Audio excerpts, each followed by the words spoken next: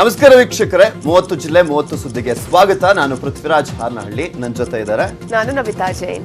ಇವತ್ತು ಆಗ್ತಾ ಇರುವಂತ ಬೆಳವಣಿಗೆಗಳು, 30 ಜಿಲ್ಲೆಯಲ್ಲಿ ಏನೇನಾಯ್ತು ಅನ್ನೋದ್ರ ಬಗ್ಗೆ ಸಮಗ್ರವಾದಂತ ಸುದ್ದಿಗಳನ್ನ ಒಂದೊಂದಾಗಿ ನಿಮ್ಮ ಮುಂದೆ ಇಡ್ತೀವಿ, ನೋಡ್ತಾ ಹೋಗಿ.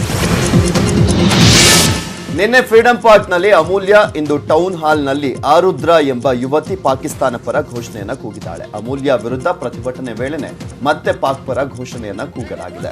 ಕನ್ನಡ ಪರ ಸಂಘಟನೆ ಪ್ರತಿಭಟನೆ ವೇಳೆ ಯುವತಿಯೊಬ್ಬಳು ಪಾಕ್ ಪರ ಘೋಷಣೆಯನ್ನ ಕೂಗಿದ್ದು, ಘೋಷಣೆ ಕೂಗಿದ ಯುವತಿಯನ್ನ ಪೊಲೀಸರು ವಶಕ್ಕೆ ಪಡೆದು ವಿಚಾರಣೆಯನ್ನ ಮಾಡುತ್ತಿದ್ದಾರೆ. ಘಟನೆ ಬಗ್ಗೆ ಪ್ರತ್ಯಕ್ಷದರ್ಶಿ ಹೇಳಿಕೆಯನ್ನ ನೀಡಿದ್ದು, ಶ್ರೀರಾಮ್ ಸೇನೆ ವತಿಯಿಂದ ಪ್ರತಿಭಟನೆಯನ್ನ ಮಾಡುವಾಗ ಕೊನೆಯ ಹಂತದಲ್ಲಿದ್ದಾಗ ಕೃತ್ಯ ನಡೆದಿದೆ. ಯುವತಿಯೊಬ್ಬಳು ನಮ್ಮ ಬಳಿ ಬಂದು ಪಾಕ್ ಜಿಂದಾಬಾದ್ ಘೋಷಣೆಯನ್ನ ಕೂಗಿದ್ಲು. ನಾವು ಹಿಡಿಯಲು ಯತ್ನಿಸಿದ್ರೆ ಓಡಿದ್ಲು ಅಂತ ಹೇಳ್ತಾರೆ.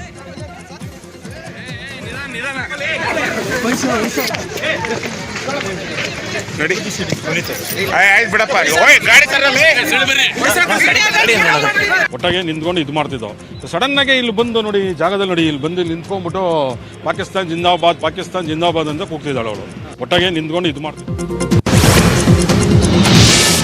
ಪಾಕಿಸ್ತಾನ ಪರ ಮತ್ತೊಬ್ಬ ಯುವತಿ ಘೋಷಣೆ ಕೂಗಿದ ಬಗ್ಗೆ ಪೊಲೀಸರು ಪ್ರತಿಕ್ರಿಯೆ ಕೊಟ್ಟಿದ್ದಾರೆ. ಯುವತಿ ಭಿತ್ತಿಪತ್ರ ಹಿಡ್ಕೊಂಡು ಕುಳಿತಿದ್ಲು. Free Kashmir, free Muslim, free Dalit ಘೋಷಣೆಯ ಭಿತ್ತಿಪತ್ರ ಹಿಡಿದಿರೋದ್ರ ಬಗ್ಗೆ ಮಾಹಿತಿ ಇದೆ. ಘೋಷಣೆ ಕೂಗಿರೋ ಬಗ್ಗೆ ನಮಗೆ ಗೊತ್ತಿಲ್ಲ.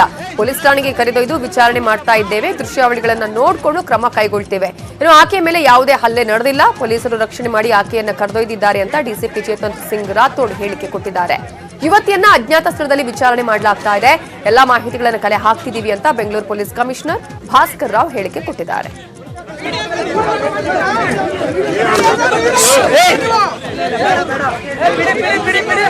ಆರ್ಗನೈಸರ್ ಅವ್ರಿಗೆ ಗಮನ ಹರಿಸಿ ಅವರಿಗೆ ಅಲ್ಲಿಂದ ಕೂಗಿ ಅಲ್ಲಿಂದ ಕಳಿಸ್ಲಿಕ್ಕೆ ಮುಂದೆ ಆಗಿದ್ರು.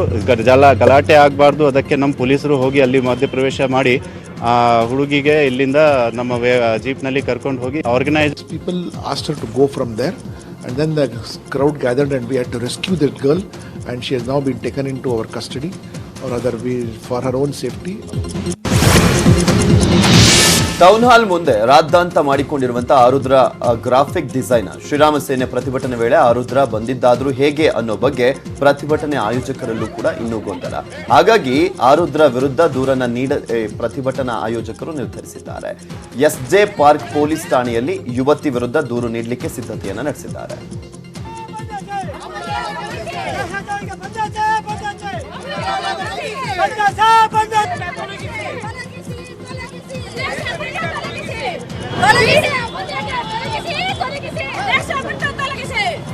ಹೋಗಿಲ್ಲ ಸರ್ ಅವಳು, ಅದನ್ನ ಬ್ಯಾನರ್ ಇದು ಫೋಟೋಸ್ ಇಟ್ಕೊಂಡು ಪಾಕಿಸ್ತಾನ ಜಿಂದಾಬಾದ್ ಅಂತ ಕೂತ್ಕೊಂಡು ಹೋಗ್ತಾ ಇದ್ದಾಳೆ. ನಾವು ಓಡ್ತಾ ಇದೀವಿ, ಓಡಿದ್ರು ಅವಳು ನಮ್ಮ ಕೈ ಸಿಗ್ಲಿಲ್ಲ. ನಮ್ಮ ಮಧ್ಯದಲ್ಲಿ ಬಂದು ಅವಳು ಈ ತರ ಕೆಲಸ ಮಾಡ್ತಾ ಇದ್ದಾಳೆ ಅಂದ್ರೆ ನಮ್ಮ ದೇಶ ದುರಂತ.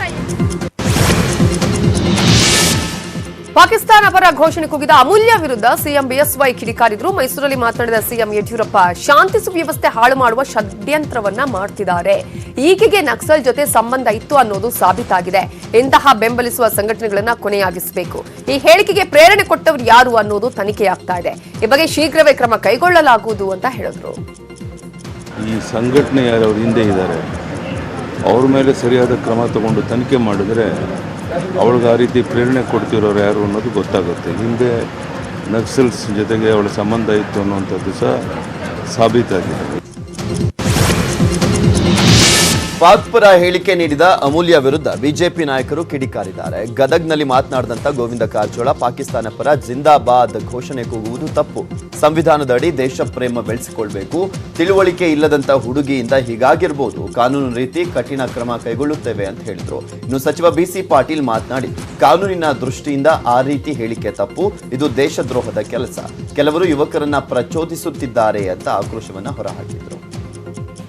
ಮೊದಲನೇ PUC ಓದ್ತಕ್ಕಂಥ ಹುಡುಗಿ ಬಹುಶಃ ತಿಳುವಳಿಕೆ ಕಡಿಮೆ ಇದ್ದದ್ರಿಂದ ಆಗಿರ್ಬೋದು. ಅದರ ಏರೇ ಮಾಡಿದ್ರು ಕಾನೂನಿನ ಕ್ರಮ ಜರುಗಿಸ್ಬೇಕು. ಅದು ಕೆಲವು ಪ್ರಚೋದನೆ ಮಾಡ್ತಾ ಇದ್ದಾರೆ. ಬಟ್ ಪ್ರಚೋದನೆ ಮಾಡೋರು ಕೂಡ ದೇಶದ್ರೋಹಿಗಳಾಗ್ತಾರೆ. ಯಾರೇ ಜೇಕಾರ ಪಾಕಿಸ್ತಾನ ಪರವಾಗಿ ಕೂಗಿದ್ರು ಕೂಡ ಅದು ದೇಶದ್ರೋಹ ಆಗುತ್ತೆ. ಅವ್ರ ಮೇಲೆ ಮುಲಾಜಿಲ್ಲದೆ ಸರ್ಕಾರ. ಪಾಕ್ ಪರ ಘೋಷಣೆ ಕೂಗಿದ ಅಮೂಲ್ಯ ವಿರುದ್ಧ ರಾಜಕೀಯ ನಾಯಕರು ಪಕ್ಷ ಭೇದ ಮರೆತು ಕಿಡಿಕಾರಿದ್ದಾರೆ. ಅಮೂಲ್ಯ ಹೇಳಿಕೆಯನ್ನ ಯಾರು ಕೂಡ ಒಪ್ಪಲಾಗದು. ಆಕೆಗೆ ಕಾನೂನು ಪ್ರಕಾರ ಶಿಕ್ಷೆ ಆಗಬೇಕು ಅಂತ ಒತ್ತಾಯಿಸಿದ್ದಾರೆ. ರಾಮನಗರದಲ್ಲಿ ಮಾತನಾಡಿದ ಮಾಜಿ ಸಿಎಂ ಎಚ್ಡಿಕೆ ಅಂತಹ ವರ್ಗದವರ ಬಗ್ಗೆ ಎಚ್ಚರಿಕೆಯಿಂದ ಇರಬೇಕು. ನಮ್ಮ ದೇಶ ಗೌರವಿಸುವುದು ನಮ್ಮ ಕರ್ತವ್ಯ. ಉದ್ದೇಶಪೂರ್ವಕವಾಗಿ ಹೀಗೆ ಮಾಡಿದ್ದಾಳೋ ಇಲ್ಲ ಪ್ರಚಾರಕ್ಕಾಗಿ ಮಾಡಿದ್ದಾಳೋ ಗೊತ್ತಿಲ್ಲ ಅಂತ ಹೇಳಿದ್ರು. ಇನ್ನು ಮಾಜಿ ಸಚಿವ ಪ್ರಿಯಾಂಕ್ ಖರ್ಗೆ ಮಾತನಾಡಿ ಆಕೆಗೆ ಪೂರ್ತಿ ಹೇಳಿಕೆ ಕೊಡೋದಕ್ಕೆ ಅವಕಾಶ ಕೊಡಬೇಕಿತ್ತು ಅಂತ ಹೇಳಿದ್ರು. ದೇಶಪೂರ್ವಕವಾಗಿ ಘೋಷಣೆ ಕೂಗಿದ್ದಾಳೋ ಇಲ್ಲ ಯಾವುದಾದ್ರೂ ಒಂದು ರೀತಿಯ ಪ್ರಚಾರಕ್ಕೋಸ್ಕರ ಮಾಡ್ಕೊಂಡಿದ್ದಾಳೋ, ಆ ಹೆಣ್ಣು ಮಗಳ ತಿಳುವಳಿಕೆ ಇದೆಯೋ ಇಲ್ಲವೋ, ದೇಶಕ್ಕೆ ಅಗೌರವ ಸಲ್ಲಿಸ್ತಕ್ಕಂಥ ಒಂದು ವಿಷಯ ಇದು.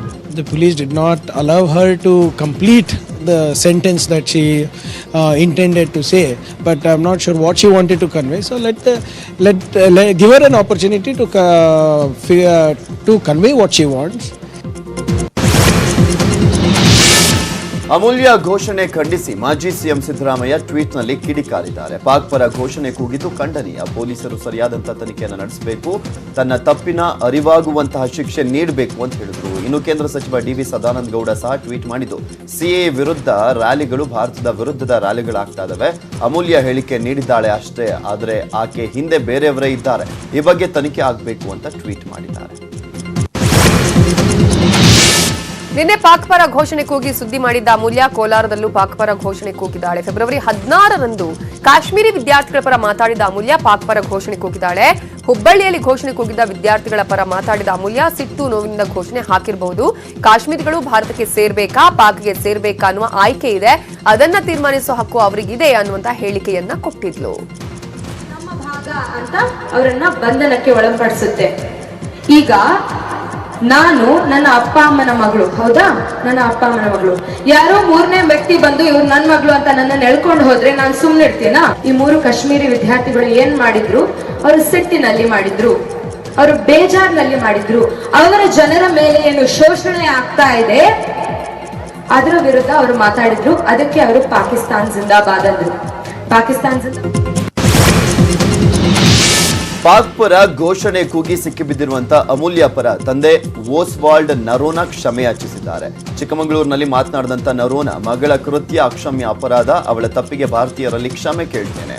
ಅವಳು ನನ್ನ ಮಾತನ್ನ ಕೇಳ್ತಿರ್ಲಿಲ್ಲ ಅಂತ ಹೇಳಿದ್ರು. ಹುಷಾರಿಲ್ಲ, ಮನೆಗೆ ಬಾ ಅಂದ್ರೂ ಬಂದಿರಲಿಲ್ಲ, ಯಾಕೆ ಈ ರೀತಿ ಹೇಳಿದ್ದಾಳೆ ಗೊತ್ತಿಲ್ಲ ಅಂತ ಕೊಪ್ಪದ ಶಿವಪುರದಲ್ಲಿ ಓಸ್ವಾಲ್ಡ್ ನರೋನಾ ನ್ಯೂಸ್ 18ಗೆ ಹೇಳಿಕೆಯನ್ನು ನೀಡಿದ್ರು. ನಿನ್ನೆ ಮಾತಿನಿಂದ ಮಾತ್ರ ಅವಳು ಬಚಾವಾಗುವ ಸ್ಥಿತಿನೇ ಇರಲಿಲ್ಲ. ಅವಳು ಈ ರೀತಿ ಸಿಕ್ಕಾಕೊಂಡು ಬೀಳ್ತಾಳೆ, ಸ್ವಲ್ಪ ದಿನದಲ್ಲಿ ಸಿಕ್ಕಾಕೊಂಡು ಬೀಳ್ತಾಳೆ ಅನ್ನೋದು ನನಗೆ ಖಂಡಿತ ಗೊತ್ತಿತ್ತು. ಯಾಕಂದರೆ ಈಗ 5 ದಿನದ ಹಿಂದೆ ನನ್ನ ಹತ್ರ ಮಾತಾಡಿದ್ಲಲ್ಲ, ಅವತ್ತು ಹೇಳಿದ್ದೆ ನಿನಗೆ ಇಡೀ ಪಾಠ ಕಲಿಸ್ತದೆ, ಸಿಕ್ಕಾಕೊಂಡು ಬೀಳ್ತೇನೆ. ನನ್ನ ಮನಸ್ಸಿಗೆ ಅಷ್ಟೊಂದು ನೋವು ಮಾಡಿ.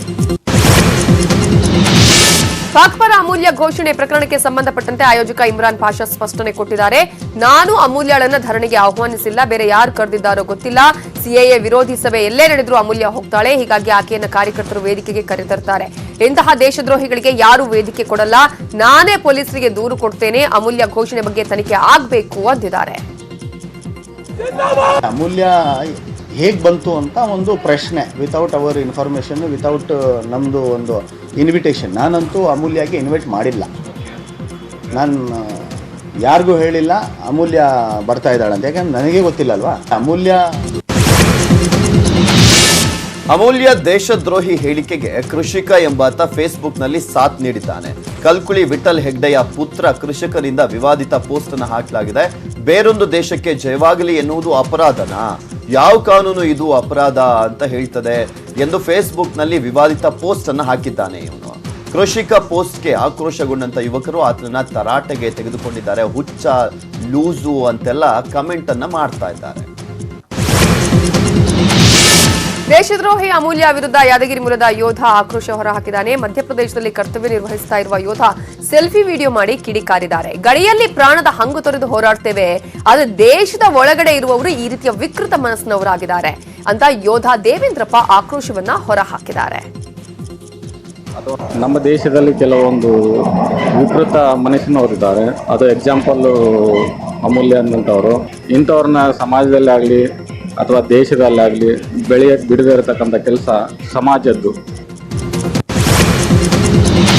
ಪಾಕಿಸ್ತಾನ ಪರ ಅಮೂಲ್ಯ ಘೋಷಣೆ ಖಂಡಿಸಿ ರಾಜ್ಯದಾದ್ಯಂತ ಹಿಂದೂಪರ ಸಂಘಟನೆ, ಬಿಜೆಪಿ ಹಾಗೂ ಕಾಂಗ್ರೆಸ್ ಪ್ರತಿಭಟನೆಯನ್ನ ಮಾಡಿದ್ರು. ರಸ್ತೆಗಳಲ್ಲಿ ಪ್ರತಿಭಟನಾ ಮೆರವಣಿಗೆ ಮಾಡಿದಂತಹ ಕಾರ್ಯಕರ್ತರು ಅಮೂಲ್ಯ ವಿರುದ್ಧ ಘೋಷಣೆಯನ್ನ ಕೂಗಿ ಆಕ್ರೋಶವನ್ನು ಹೊರಹಾಕಿದ್ರು. ಈ ವೇಳೆ ಅಮೂಲ್ಯ ಪ್ರತಿಕೃತಿಯನ್ನು ದಹಿಸಿ ಕಠಿಣ ಶಿಕ್ಷೆ ನೀಡುವಂತೆ ಆಗ್ರಹಿಸಿದರು.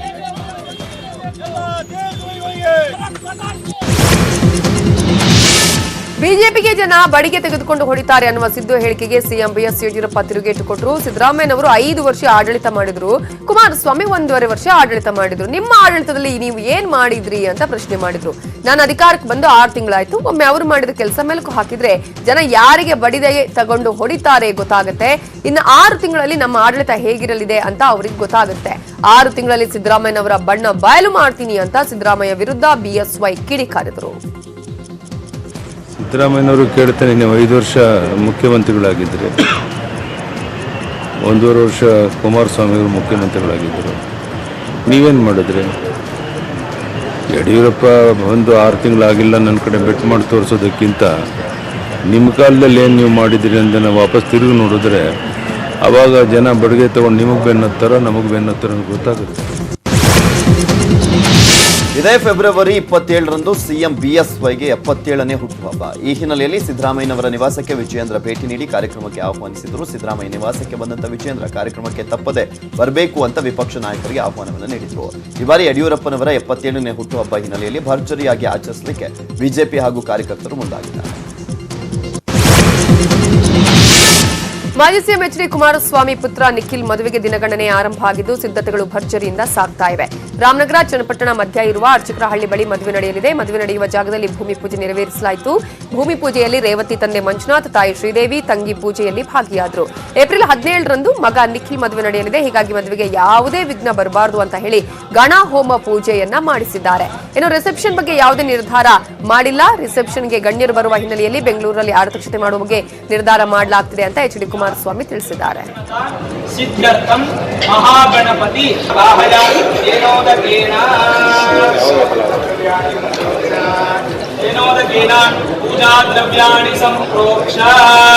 ಏಪ್ರಿಲ್ 17ನೇ ತಾರೀಕಿನ ಮದುವೆಯ ಮುಹೂರ್ತದ ಕಾರ್ಯಕ್ರಮದ ಹಿನ್ನೆಲೆಯಲ್ಲಿ ಗಣಹೋಮವನ್ನು ಮಾಡತಕ್ಕಂಥದ್ರ ಮುಖಾಂತರ ಮತ್ತು ಭೂಮಿ ಪೂಜೆಯ ಕಾರ್ಯಕ್ರಮ ಏನಿದೆ, ಇವತ್ತಿನಿಂದ ಈ ಒಂದು ಮದುವೆಯ ಕಾರ್ಯಕ್ರಮಕ್ಕೆ ಎಲ್ಲ ಸಿದ್ಧತೆಗಳನ್ನು ಮಾಡತಕ್ಕಂಥದ್ದಕ್ಕೆ ಸ್ಥಳ ಶುದ್ಧಿಯನ್ನು ಮಾಡಬೇಕಾದಂಥದ್ದೇನಿದೆ, ಆ ಎಲ್ಲ ಕಾರ್ಯಕ್ರಮಗಳು ಇವತ್ತಿನ ಒಂದು ಅನಾರೋಗ್ಯದಿಂದ ಬಳಲ್ತಾ ಇದ್ದಂತ ಮಾಜಿ ಸಚಿವ ಹಾಗೂ ಜೆಡಿಎಸ್ ಪಕ್ಷದ ಹಿರಿಯ ನಾಯಕ ಸಿ ಚನ್ನಿಗಪ್ಪ ಚಿಕಿತ್ಸೆ ಫಲಕಾರಿಯಾಗದೆ ವಿಧಿವಶರಾಗಿದ್ದಾರೆ. ಬೆಂಗಳೂರಿನ ಅಪೋಲೋ ಆಸ್ಪತ್ರೆಯಲ್ಲಿ ಚಿಕಿತ್ಸೆ ಪಡಿತಾ ಇದ್ದಂತ ಚನ್ನಿಗಪ್ಪ ಕೊನೆಯುಸಿರೆಳೆದರು. ಚನ್ನಿಗಪ್ಪ ಕೊರಟಗೆರೆ ವಿಧಾನಸಭಾ ಕ್ಷೇತ್ರದಿಂದ 3 ಬಾರಿ ಶಾಸಕರಾಗಿ ಆಯ್ಕೆಯಾಗಿದ್ರು. ಧರಮ್ ಸಿಂಗ್ ಸರ್ಕಾರದ ಅವಧಿಯಲ್ಲಿ ಅಬಕಾರಿ ಸಚಿವರಾಗಿದ್ರು. ಅಷ್ಟೇ ಅಲ್ಲದೆ ಎಚ್ಡಿ ಕುಮಾರಸ್ವಾಮಿ ಅಧಿಕಾರದಲ್ಲಿ ಅರಣ್ಯ ಸಚಿವರಾಗಿದ್ರು. ಚನ್ನಿಗಪ್ಪ ಅವರ ನಿಧನಕ್ಕೆ ಮಾಜಿ ಸಿಎಂ ಎಚ್ಡಿ ಕುಮಾರಸ್ವಾಮಿ ಸಂತಾಪವನ್ನು ವ್ಯಕ್ತಪಡಿಸಿದ್ದಾರೆ. ಮಾಜಿ ಸಚಿವರು ಆಗಿದ್ದಂಥ ಚನ್ನಿಗಪ್ಪ ಅವರು ಇವತ್ತು ಅವರ ನಿಧನ ಏನಿದೆ ವೈಯಕ್ತಿಕವಾಗಿ ನಮ್ಮ ಕುಟುಂಬಕ್ಕೆ ತುಂಬಲಾದ.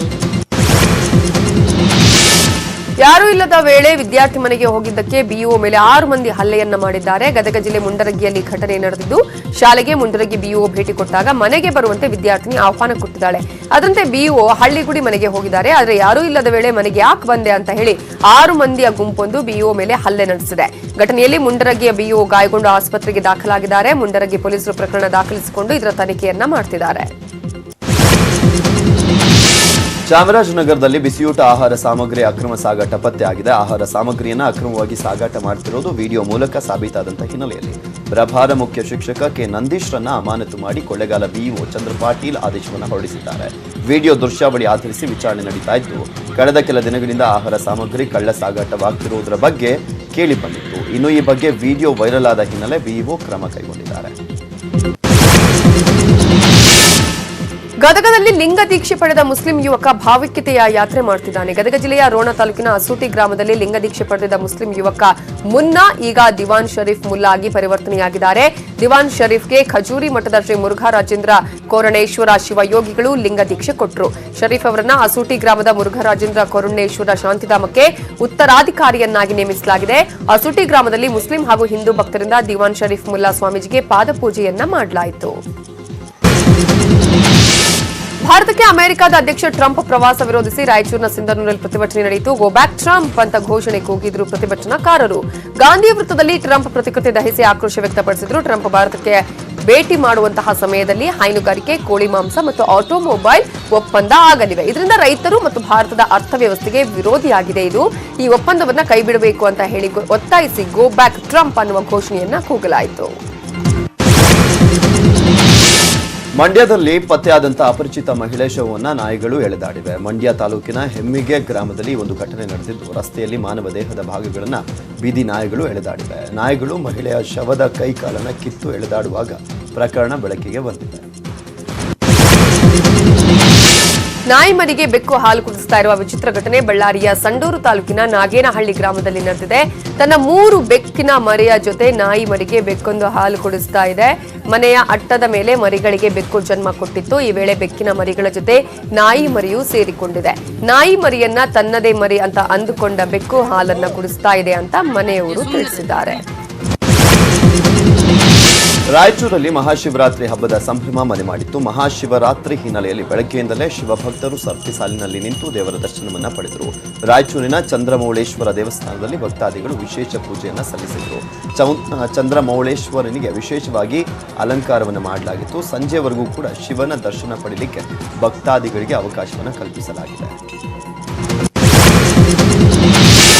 ಮಹಾಶಿವರಾತ್ರಿ ಹಿನ್ನೆಲೆ ಮಲೆ ಮಹದೇಶ್ವರ ದೇವಸ್ಥಾನ ಫಲಪುಷ್ಪ ಅಲಂಕಾರದಿಂದ ಕಂಗೊಳಿಸ್ತಾ ಇದೆ. ನಾನಾ ಬಗೆಯ ಹಣ್ಣು ತರಕಾರಿ ಹೂಗಳಿಂದ ದೇವಸ್ಥಾನಕ್ಕೆ ಶೃಂಗಾರ ಮಾಡಲಾಗಿದೆ. ಮಹದೇಶ್ವರನ ಬೆಟ್ಟಕ್ಕೆ ಭಕ್ತ ಸಾಗರ ಹರಿದು ಬರ್ತಿದೆ.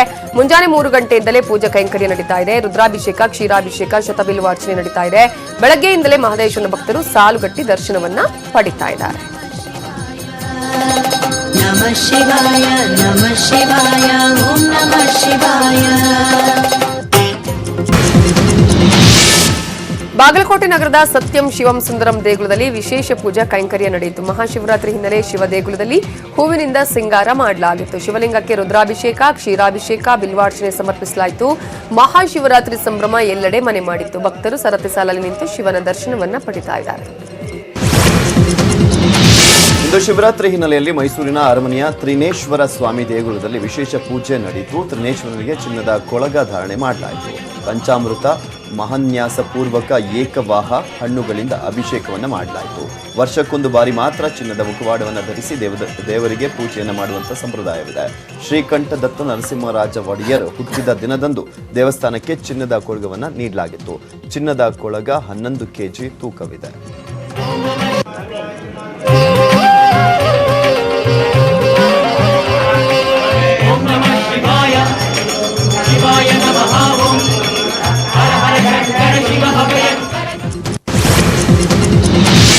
ಶಿವರಾತ್ರಿ ಹಿನ್ನೆಲೆ ಕೋಲಾರದ ಕೋಟಿಲಿಂಗೇಶ್ವರ ಕ್ಷೇತ್ರದಲ್ಲಿ ವಿಶೇಷ ಪೂಜೆ ಪುನಸ್ಕಾರ ನಡೀತಾ ಇದೆ. ಮಹಾಶಿವರಾತ್ರಿ ಪ್ರಯುಕ್ತ ಉದ್ಧವ ಶಿವಲಿಂಗಕ್ಕೆ ವಿಶೇಷ ಹೂವಿನ ಅಲಂಕಾರವನ್ನ ಮಾಡಲಾಯಿತು. ದೇಗುಲಕ್ಕೆ ಭಕ್ತ ಸಾಗರವೇ ಹರಿದು ಬರ್ತಾ ಇದೆ. ಕೋಟಿಲಿಂಗೇಶ್ವರ ಕ್ಷೇತ್ರದಲ್ಲಿ ರಾತ್ರಿಡೀ ಜಾಗರಣೆ ನಡೆಯಲಿದ್ದು, ಅದಕ್ಕಾಗಿ ವಿಶೇಷ ಸಿದ್ಧತೆಗಳನ್ನ ಮಾಡಿಕೊಳ್ಳಲಾಗಿದೆ.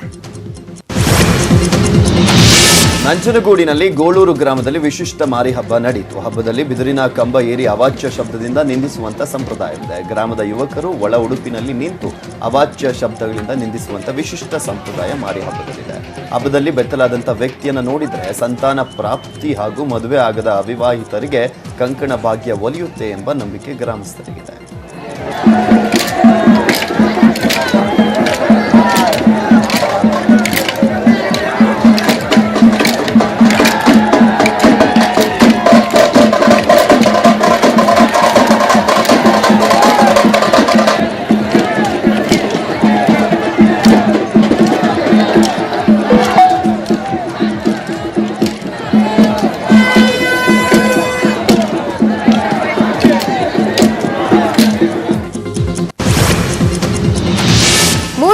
ಮಠದ ಉತ್ತರಾಧಿಕಾರಿ ನೇಮಕ ವಿಚಾರಕ್ಕೆ ಸಂಬಂಧಪಟ್ಟ ಹಾಗೆ ಫೆಬ್ರವರಿ 20ರಂದು ಮಠದಲ್ಲಿ ಸತ್ಯ ದರ್ಶನ ಸಭೆ ಆಯೋಜನೆ ಮಾಡಲಾಗಿದೆ.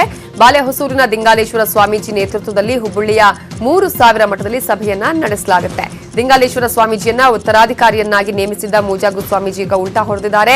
ಅಲ್ಲದೆ ಫೆಬ್ರವರಿ 23ರಂದು ಮಠದಲ್ಲಿ ಸಭೆಗೆ ಅನುಮತಿ ಕೊಡಬಾರದು ಅಂತ ಹೇಳಿ ಮೂಜಾಗು ಸ್ವಾಮೀಜಿ ಗೃಹ ಸಚಿವ ಬಸವರಾಜ ಬೊಮ್ಮಾಯಿ ಅವರಿಗೆ ಪತ್ರವನ್ನ ಬರೆದಿದ್ದಾರೆ. ಸಭೆಯಿಂದ ಶಾಂತಿ ಸುವ್ಯವಸ್ಥೆಗೆ ಭಂಗ ಬರುತ್ತೆ, ಮಠದ ಸುತ್ತ 144 ಸೆಕ್ಷನ್ ಜಾರಿಗೊಳಿಸಿ ಅಂತ ಹೇಳಿ ಗೃಹ ಸಚಿವರಿಗೆ ಮೂಜಾಗು ಸ್ವಾಮೀಜಿ ಪತ್ರವನ್ನ ಬರೆದಿದ್ದಾರೆ. ಇವತ್ತಿನ 30 ಜಿಲ್ಲೆ 30 ಸುದ್ದಿ. ಈಗ ಮಹಾಕಾಳೇಶ್ವರನ ಮಾಯ ರಹಸ್ಯ ಪ್ರಸಾರ ಆಗುತ್ತೆ. ನೋಡ್ತಾ ಇರಿ ನ್ಯೂಸ್ 18 ಕನ್ನಡ. ಜಾಲ ನಮ್ಮದು, ಬಲ ನಿಮ್ಮದು.